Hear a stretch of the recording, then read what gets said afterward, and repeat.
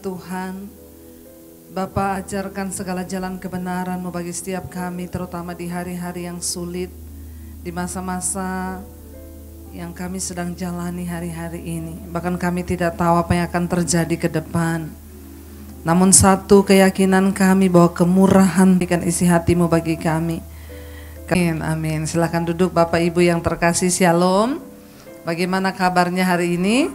Luar biasa, karena kita percaya kita punya Tuhan yang luar biasa. Apapun keadaan kita, saya percaya Dia Tuhan yang terus memelihara kita. Ya, dan jangan pernah jauh atau meninggalkan Tuhan apapun yang sedang kita alami. Karena saya percaya justru di hari-hari terakhir ini kita harus makin meneguhkan iman kita. Ya, kita bersyukur saudara, tadi saya habis khotbah di Serpong, ya, bersyukur ya kalau gereja ini semakin melebarkan sayapnya karena Tuhan yang mengizinkan. Ya, karena kita tahu bersama di hari-hari ini, terutama di masa pandemi ini, jemaat sangat membutuhkan kekuatan. Kita berdoa untuk cabang yang baru yang sudah dibuka ya di Serpong. Kalau saudara punya saudara atau teman atau keluarga yang ada di sana, saudara boleh suruh untuk ikut beribadah di sana. Kenapa? Karena hari-hari ini hanya satu kekuatan kita, yaitu mendekat kepada Tuhan. Amin. Ya, dan dukung terus saudara untuk visi dari Bapak Gembala di tempat ini, membawa keluarga-keluarga hidup di dalam perkenanan Tuhan. Kenapa? Karena saya percaya hanya ketika dalam keluarga itu kuat, imannya dibangun, maka ya sebuah keluarga yang kuat akan menghasilkan kota yang kuat. Kalau ada bangsa yang kuat itu pasti karena ada keluarga-keluarga yang kuat di dalamnya.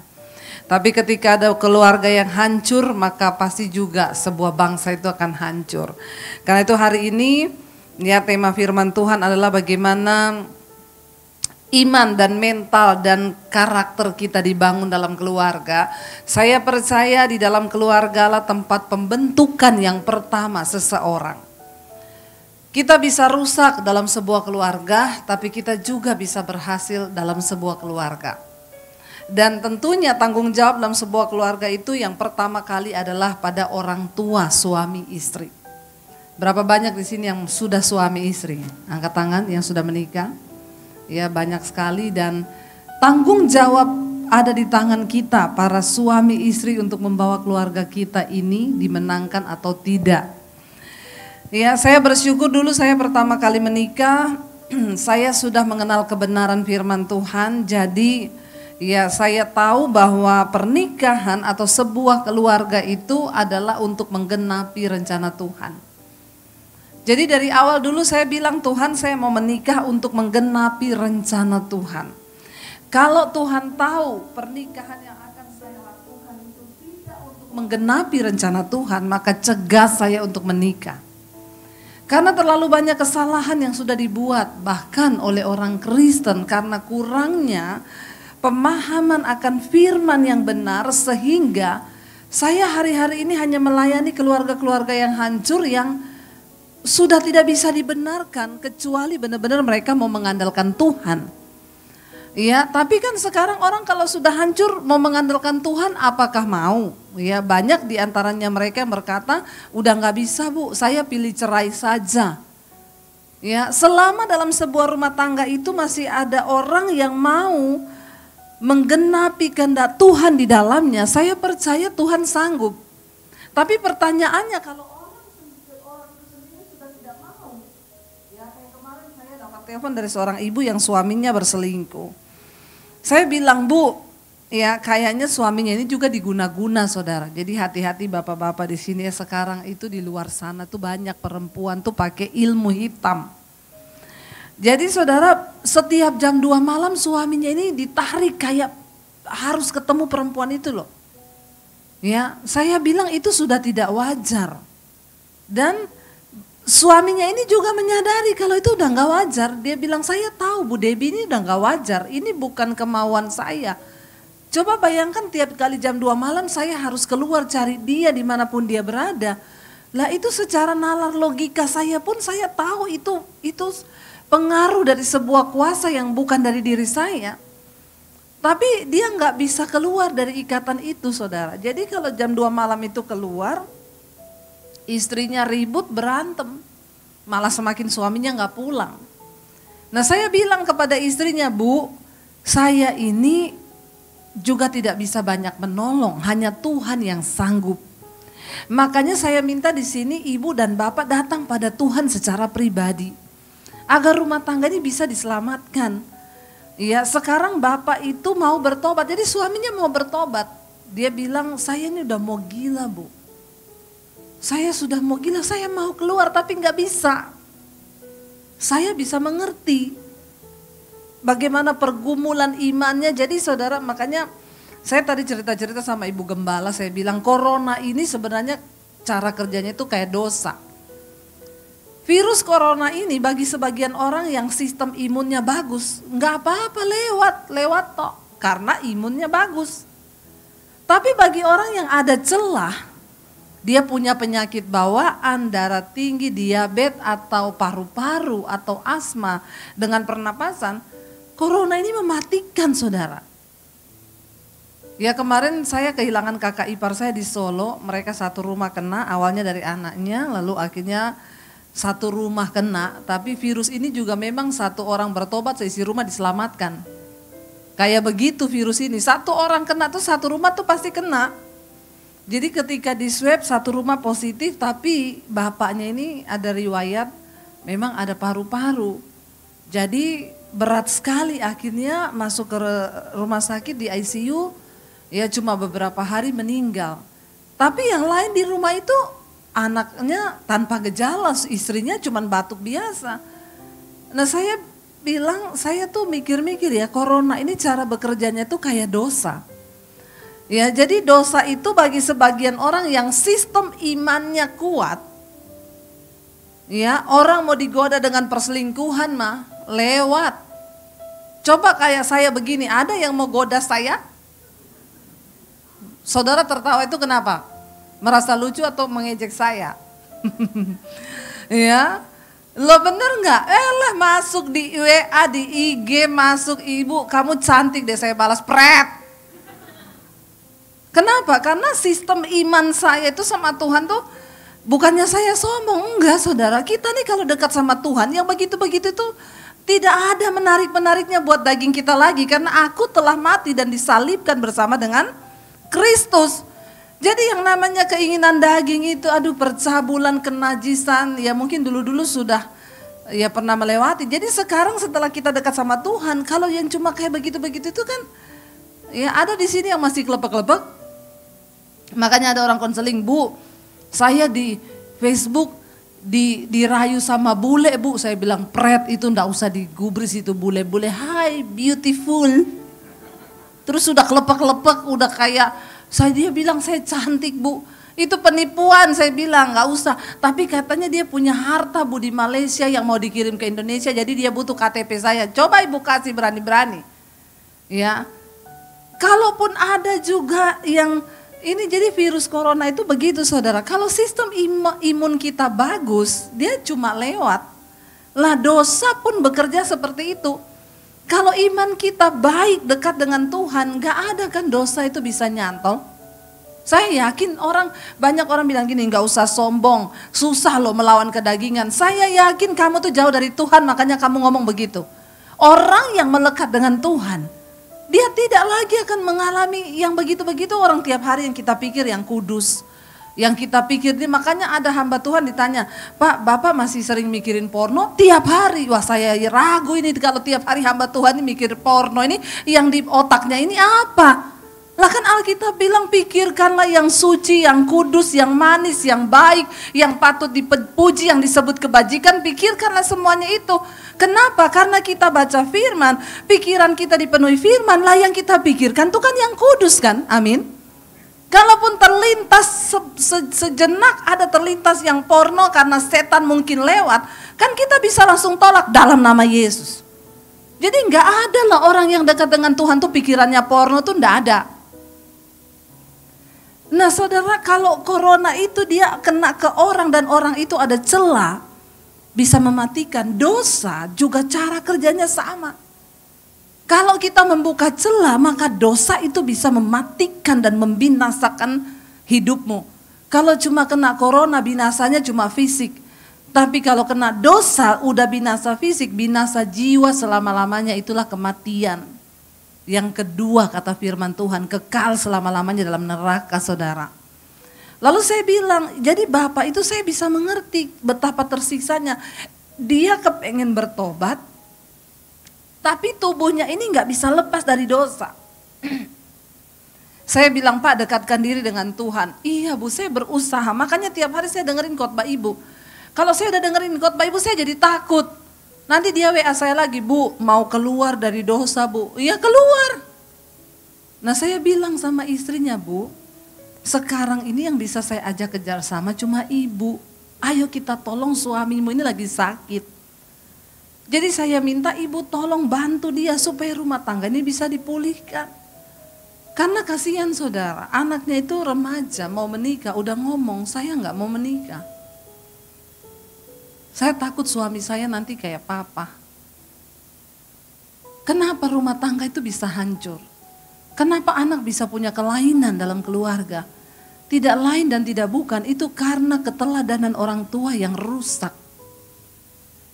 Sehebat apapun pengaruh dunia luar bagi anak-anak kita, selama kita di dalam ini kuat, maka saya yakin, ya kita akan bisa membawa anak-anak kita kepada perkenanan Tuhan. Amin. Kalau dia melihat orang tuanya itu hidup takut Tuhan, suami istri melayani Tuhan, ya. Ketika saya menikah, saya berkata kepada suami saya ini menikah untuk menggenapi rencana Tuhan. Jadi saya juga berharap menemukan suami yang punya kerinduan dan tujuan pernikahan yang sama. Jadi ketika kami menikah untuk menggenapi rencana Tuhan, kami melahirkan anak-anak, saya pun ngomong kepada anak-anak saya, kamu itu dilahirkan untuk menggenapi rencana Tuhan. Jadi mereka juga sudah nggak berani itu hidup mau macam-macam, mau neko-neko. Kenapa? Karena mereka melihat keteladanan kita suami istri.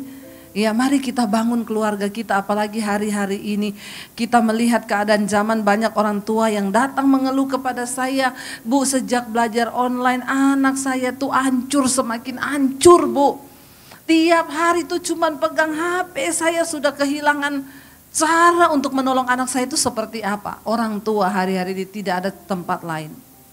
Bahkan psikiater pun bukan jadi jawaban. Engkau harus datang pada Tuhan. Rendahkan dirimu dan bawa anakmu untuk mencari Tuhan hari-hari ini. Kita tidak bisa dengan kekuatan kita. Menghadapi zaman yang begini, saya menemukan banyak orang tua yang sudah kehilangan cara untuk mendidik anaknya. Saya bilang, ibu harus minta kembali wibawa ilahi. Ibu harus punya itu untuk membimbing anak ibu dalam takut akan Tuhan. Kenapa? Dia bilang, sekarang saya tegur anak saya marah Bu, malah pergi minggat Bu sama pacarnya nggak pulang. Umur belasan tahun. Umur belasan tahun loh. Hari-hari ini kita melihat semakin banyak hal-hal yang terjadi. Saya cuma mau kasih tahu buat kita, saudara, kita harus membangun keluarga yang kuat di dalam Tuhan.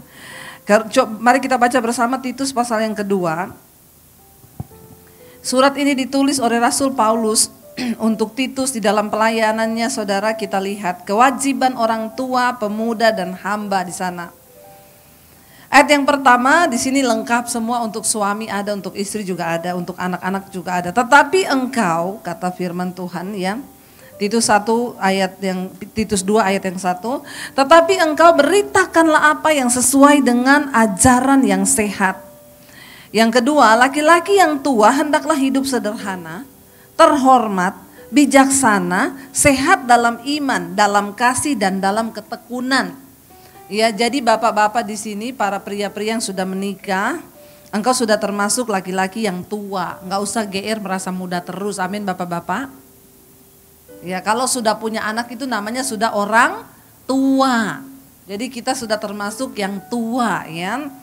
Engkau harus hidup sederhana, kata firman Tuhan. Jangan melampaui. Ya, jangan gaya lebih di atas ya. Besar pasak daripada tiang. Gajinya sebulan 6 juta, 7 juta. Belinya sepatu setiap bulan 2,5 juta. Habis buat bayar listrik apa? Bener enggak? Ya, jangan melampaui. Ya, dikatakan di sini hidup sederhana, ya. Lalu apa? Terhormat, bijaksana sebagai seorang laki-laki, sehat dalam iman, dalam kasih dan dalam ketekunan. Wow, berat nggak ini Bapak-bapak? Kalau kita lihat pada firman Tuhan, sebenarnya firman Tuhan itu sudah wow semuanya aturannya.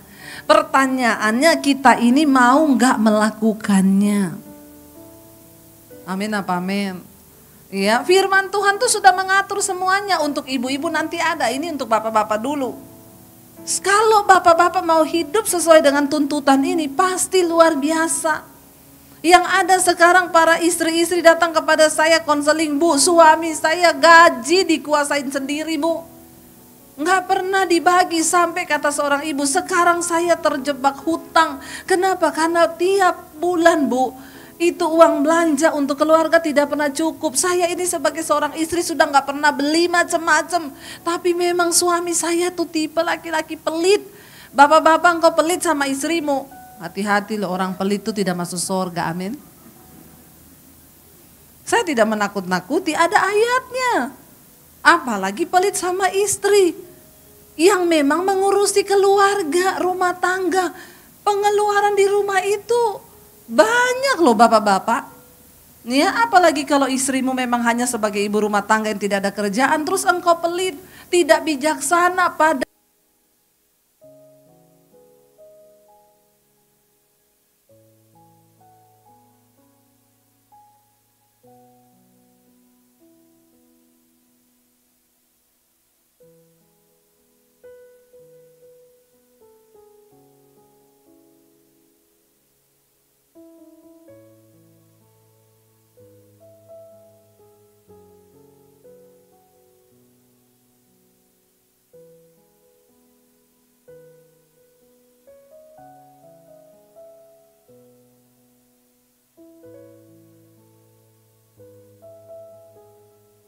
ngomong Alkitab.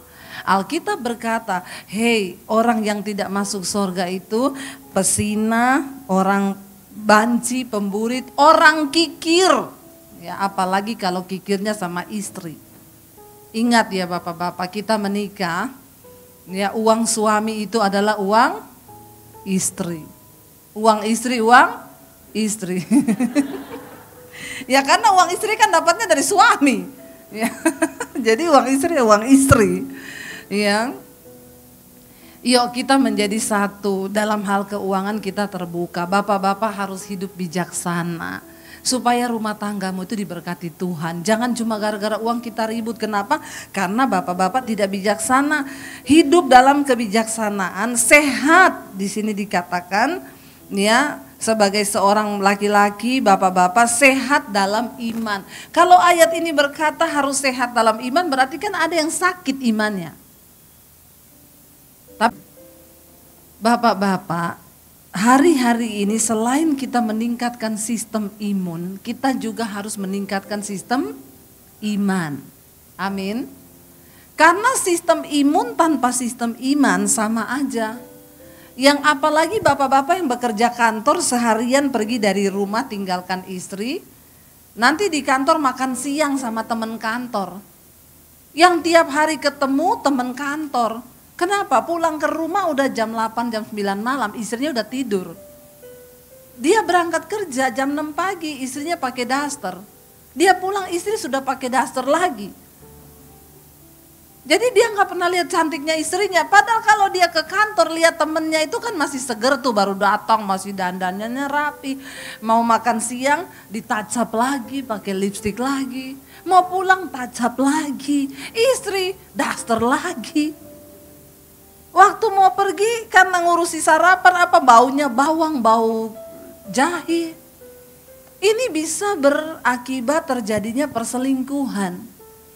Nah kalau bapak-bapak itu tidak meningkatkan sistem iman, cuma sistem imun, nah itu yang bahaya. Apalagi sekarang kan banyak ya bersepeda bikin grup, istrinya nggak ikut. Ada ibu-ibu suaminya nggak ikut. Ketemu yang satu hobi, ya.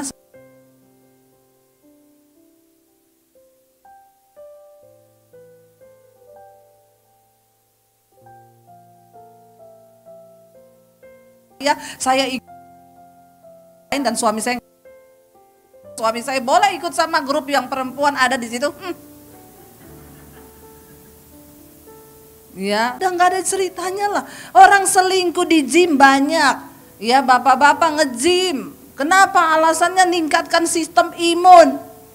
Wah, sampai di gym imannya jatuh. Imunnya naik, tapi iman jatuh. Terjadilah hal-hal yang diinginkan. Jangan bilang tidak diinginkan. Yang begitu nih daging itu ingin. Makanya bapak-bapak engkau harus punya iman yang sehat. Dan bapak-bapak engkaulah yang harus membawa keluargamu dalam takut akan Tuhan. Engkau yang harus bawa istri dan anak-anakmu bangun mesbah di dalam rumah tanggamu. Itu tanggung jawab sebagai kepala keluarga. Karena setelah Kristus itu ada suami. Jadi tanggung jawab keimaman di dalam rumah tangga itu ada pada suami. Tapi banyak ibu-ibu yang datang, Bu, tapi suami saya belum bertobat. Ya sudah, ibu ambil alih dulu tanggung jawab keimaman itu, membawa anak dalam Tuhan. Kalau suaminya belum bertobat. Karena Tuhan itu sampai hari ini mencari imam dalam sebuah rumah tangga, saudara. Kalau dia tidak dapati ada suami yang bertobat yang menjadi imam, maka dia akan pakai istri. Apa itu imam? Imam adalah seseorang yang berdiri mewakili keluarga itu di hadapan Tuhan.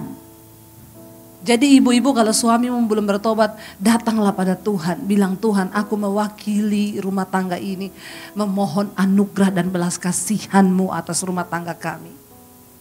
Kakak ipar saya yang meninggal kemarin itu dia baru mengalami cinta mula-mula. Tiap pagi jam 4 dia bangun nyembah Tuhan. Dan dia lagi dekat-dekatnya sama keluarganya hari-hari ini. Rasanya tidak mau berpisah. Kemanapun dia pergi itu selalu ajak anak dan istri. Dia bilang, aku mau berikan seluruh waktuku buat anak dan istriku. Dia udah mulai beresin semua hutang-hutangnya. Dia bilang, saya mau beresin semua hutang-hutang. Hidup itu enak kalau gak ada utang. Ya, dia sudah mulai menata semuanya. Kemarin waktu dia terakhir masuk ke ruang ICU, video call sama istrinya, dia bilang, aku kangen sama kamu dan anak-anak. Aku pengen kumpul lagi sama kamu dan anak-anak, tapi Tuhan berkata lain.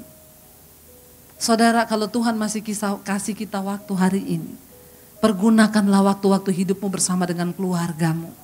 Karena kita gak pernah tahu loh. Saya tuh sampai tadi pagi bangun masih ngomong ke suami saya, nggak nyangka ya Mas Kus dipanggil Tuhan begitu cepat ya, bulan lalu kita masih ketemu dia loh. Masih ngomong-ngomong loh. Ya.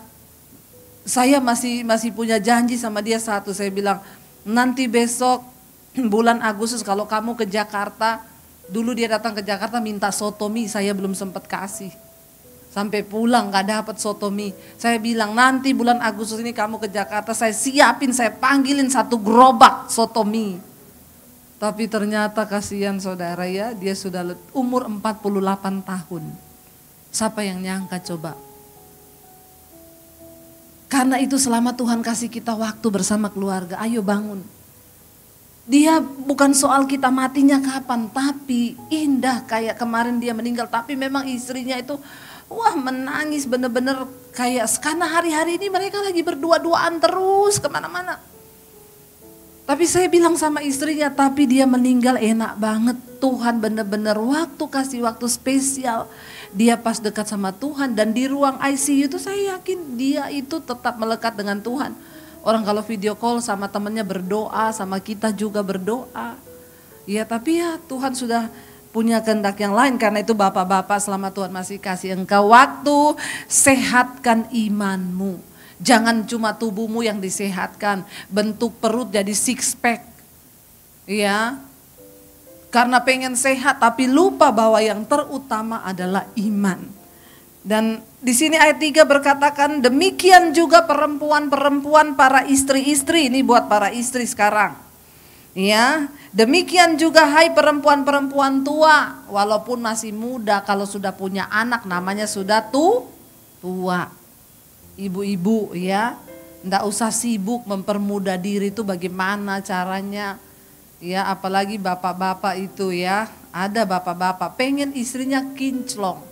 Tapi mau perawatan enggak dikasih duit, suruh pakai tepung beras. Yang ada bukan kinclong tapi kriuk. Ya, ndak usah beli yang mahal-mahal, pakai tepung beras wae, yang penting jadi cantik.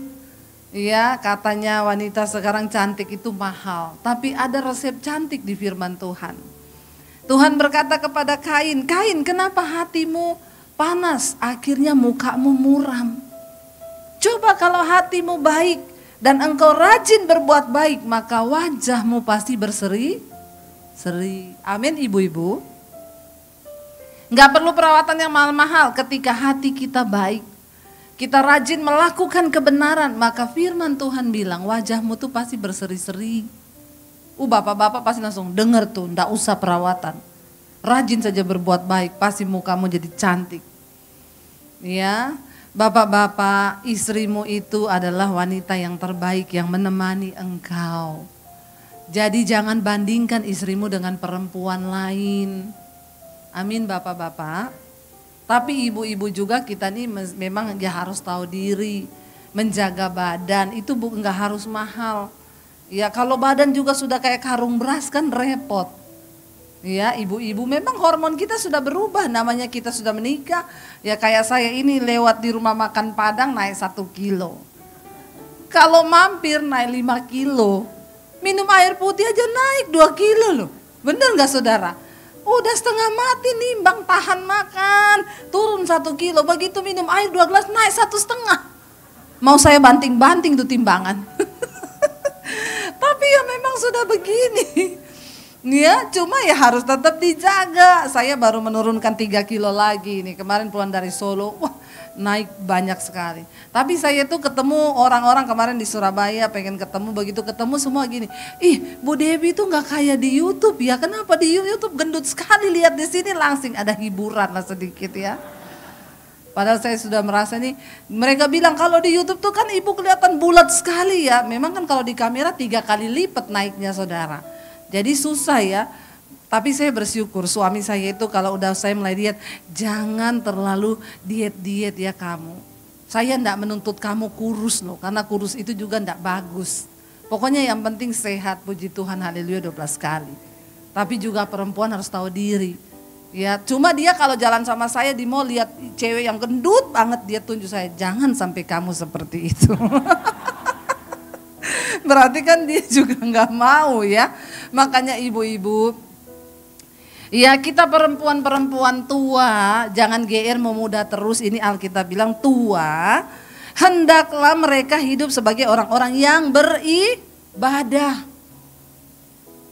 Terus Bu, berarti saya harus di kamar doa terus begitu? Enggak, karena ada orang kebablasan, dia nggak ngurus suami, karena dia bilang saya doa puasa Bu.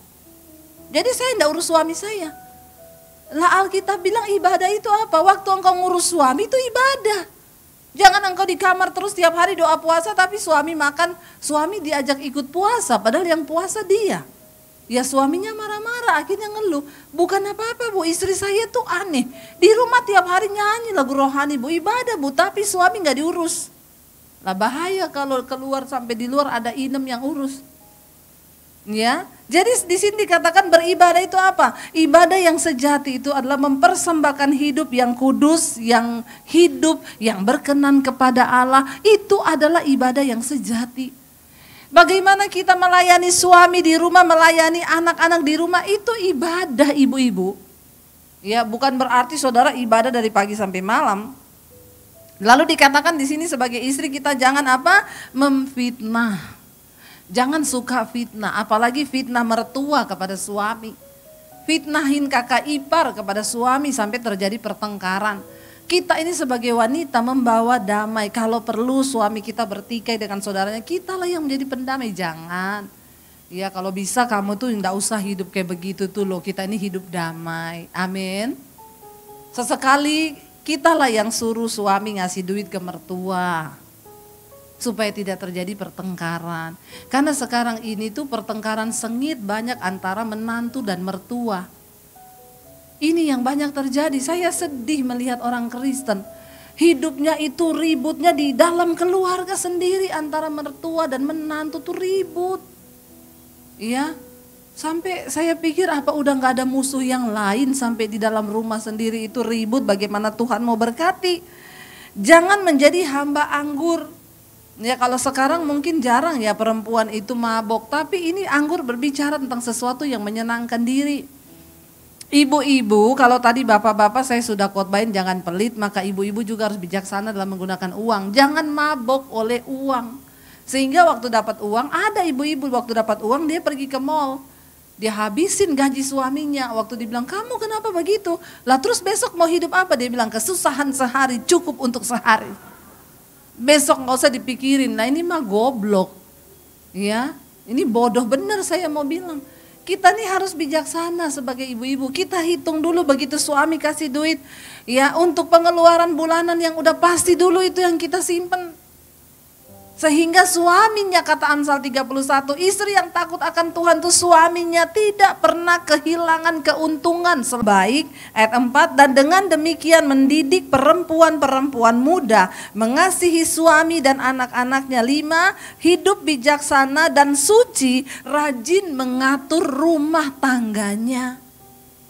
Jangan ngatur rumah tangga tetangga, atur rumah tangga sendiri, amin. Kita atur rumah tangga kita sebaik mungkin supaya rumah tangga kita tidak menjadi celaan bagi orang. Ya, ayat ini berkata di sini apa? Rajin mengatur rumah tangganya, baik hati dan taat kepada suaminya, agar firman Allah jangan dihujat orang. Ternyata kalau kita tidak pintar mengatur rumah tangga, bisa firman Tuhan dihujat orang loh. Itu katanya orang Kristen, tiap hari kerjaannya ribut sama suami. Itu katanya orang Kristen, tapi ngutang. Tiap hari yang datang itu, ya utang online itu bejejer saudara di rumah. Saya dulu pernah bertamu ke salah satu rumah jemaat. Ya tukang panci nunggu di depan. Tukang keliling baju nunggu di depan. Habis itu anaknya keluar, anaknya masih kecil gitu. Tukang pancinya tanya, mama mana? Kata mama pergi.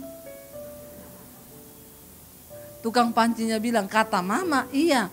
Lah berarti mama ada? Ada, tapi mama bilang kalau tukang panci datang bilang mama pergi.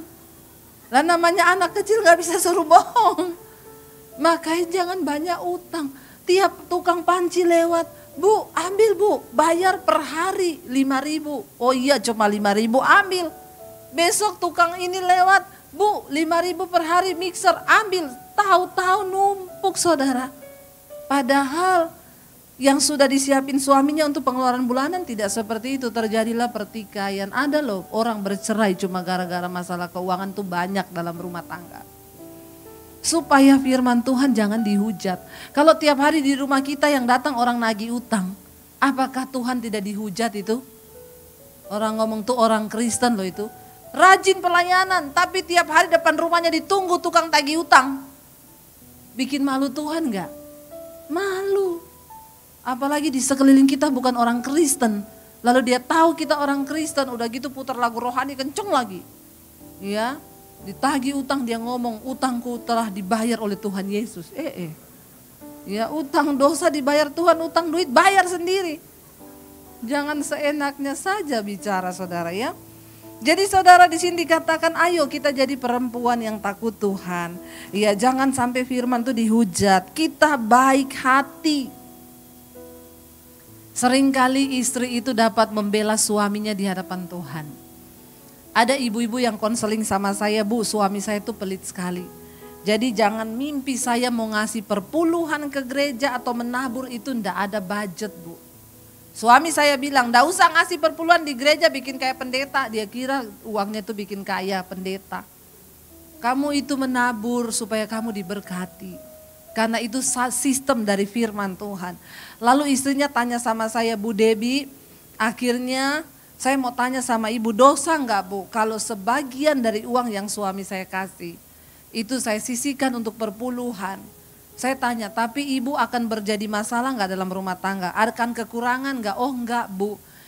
Jatah saya yang untuk saya beli baju atau saya beli perhiasan itu saya pakai untuk persembahkan ke Tuhan. Wow, saya bilang kebaikan hatimu diperhitungkan Tuhan. Ya kemarin suaminya mau jual mobil. Ya semua nawar itu dia bilang bu mobil bu. Ya tawaran di luar itu cuma sekitaran 300 jutaan mobil bagus. Tapi padahal itu mobil masih bagus dan itu kalau dapat langsung orang yang memang pakai itu masih bisa laku di atas 400 juta.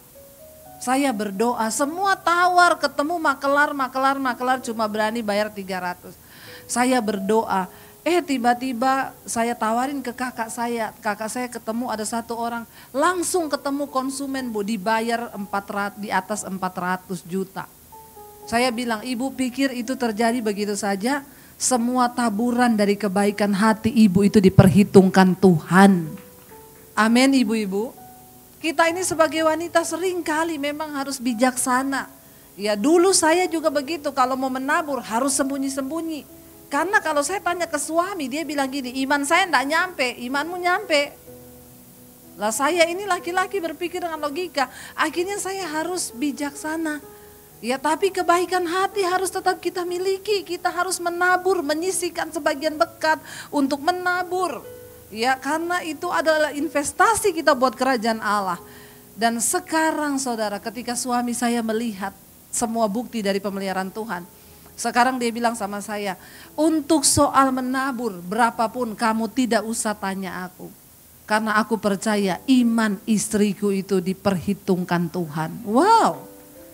Yang tepuk tangan cuma Bapak sama Ibu Gembala. Yang lain ini nggak tahu Pak, bicara soal menabur nih kayaknya lesu, loyo, letih, lemah, ya perlu minum vitamin ini. Saudara benar saya mau sampaikan dari tempat ini, percaya di masa sulit pun jangan pernah berhenti menabur. Jangan pernah berhenti menabur. Kenapa? Itu cara Tuhan memberkati kita.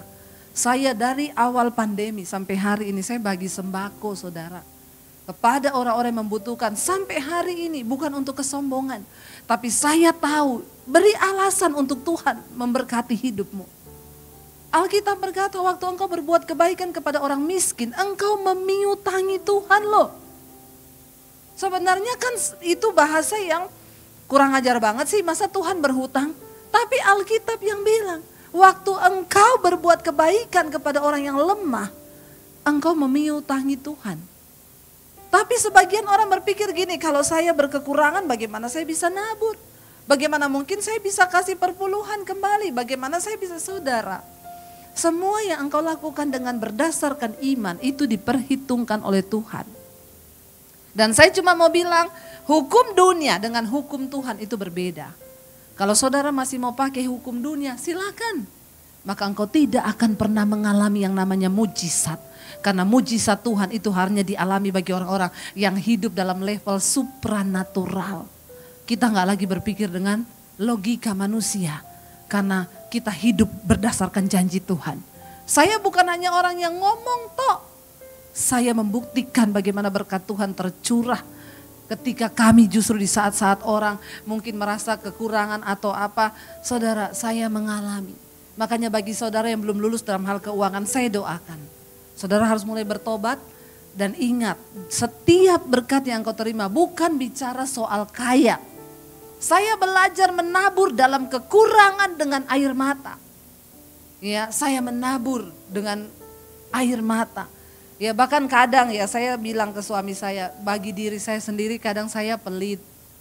Lihat-lihat di toko spray diskonan, King Coil dari 30 juta jadi 5 juta. Mau beli berat. 5 juta buat tidur tuh enggak jadi. Tapi sebenarnya murah sekali loh. Dari 30 jadi 5 juta loh. Balik lagi enggak jadi. Enggak jadi, enggak tega hati. Begitu pulang ada orang keluarga jauh, Bu. Suami saya harus berobat di dokter. Dan dia butuh uang 5 juta untuk tambah beli obat. Saya enggak pakai lama tanya suami. Langsung saya transfer. 5 juta buat beli spray tadi bisa nggak? Bisa. Tapi kan itu cuma buat tidur saya. Kalau ini kan bisa buat orang berobat. Yuk kita mulai belajar hidup berdasarkan prinsip-prinsip kekekalan saudara. Supaya engkau tidak hanya menjadi orang Kristen yang biasa-biasa. Mari mulai masuk dalam dimensinya Tuhan. Karena TV-nya sudah dimatiin, berarti waktunya sudah habis. Saya tahu kode dari multimedia. Ya, satu lagi please ya. Yang terakhir ayat yang ke-6. Demikian juga orang-orang muda. Ini bagi anak-anak muda ini. Ada bagianmu, jangan cuma ketawa-ketawa papa mamamu dikotbahin. Sekarang buat kau juga ada ya. Bagi anak-anak muda ayat yang ke-6. Nasihatilah mereka supaya mereka menguasai diri dalam segala hal. Anak-anak muda, kuasai dirimu dalam segala hal. Termasuk main HP, kuasai dirimu. Jangan sampai orang tuamu itu marah-marahin kamu. Nih sekarang saya mewakili ibu-ibu. Nah begitu saya ngomong gini ada ibu-ibu yang ngomong ke anaknya. Tuh dengar tuh. Ya jangan main HP dari pagi sampai malam. Itu sudah berdosa. Kamu sudah diperhamba. Bisa masuk neraka? Bisa. Tiap hari yang dilihat HP. Apalagi kalau yang dilihat di situ macam-macam. Awas anak-anak kecil nih masih muda-muda. Ya jaga supaya engkau tidak melanggar kekudusan Tuhan. Kita semua sedang mempersiapkan keluarga yang layak untuk mengalami pengangkatan. Kita rindu tidak ada satupun yang tertinggal nanti dan masuk dalam penghukuman. Kita rindu kita seisi rumah, suami, anak-anak, istri, semuanya bersatu di dalam Tuhan, masuk dalam perkenanan Tuhan. Mari kita bangkit berdiri bersama. Di depan kita ada perjamuan kudus dan saya percaya kita mau pakai waktu ini untuk merenungkan hidup di hadapan Tuhan. Kita mau pakai waktu ini untuk introspeksi diri. Apa yang selama ini sudah kita lakukan? Kalau ada hal-hal yang menyakiti hati Tuhan, mari kita bertobat. Biar kita mau berkata di hadapan Tuhan, karena salib-Mu kami hidup Tuhan, karena salib-Mu kami menang. Bawa kami Tuhan di dalam peperangan iman hari-hari ini untuk kami terus menang bersama dengan Engkau. Kami mau keluar sebagai pemenang-pemenang di hari-hari terakhir ini. Karena kami tahu waktu-waktu ini adalah waktu-waktu yang singkat. Biarlah kami terus menang di dalam iman dan pengharapan kami dalam Engkau. Bahkan kami dan seisi rumah kami tidak ada yang tertinggal.